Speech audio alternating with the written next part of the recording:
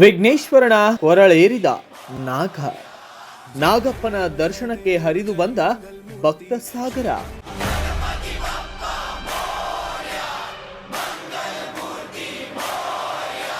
ನಾಗಪ್ಪನ ದರ್ಶನಕ್ಕೆ ಹರಿದು ಬಂದ ಭಕ್ತ ಸಾಗರ.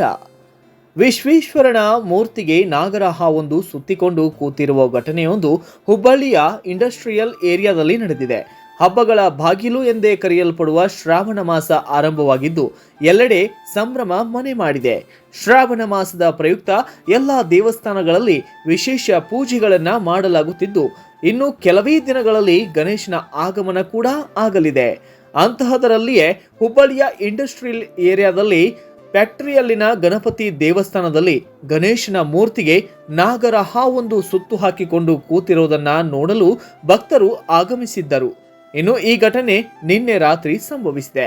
Bureau report, Kannada Janashri news, Hubballi. ಪ್ರತಿ ಜಿಲ್ಲೆಯ ಸುದ್ದಿಗಳನ್ನ ವೀಕ್ಷಿಸಲು ಹಿಂದೆ ಕನ್ನಡ ಜನಶ್ರೀ ನ್ಯೂಸ್ ಆಪ್ ಅನ್ನ ಡೌನ್ಲೋಡ್ ಮಾಡಿಕೊಳ್ಳಿ.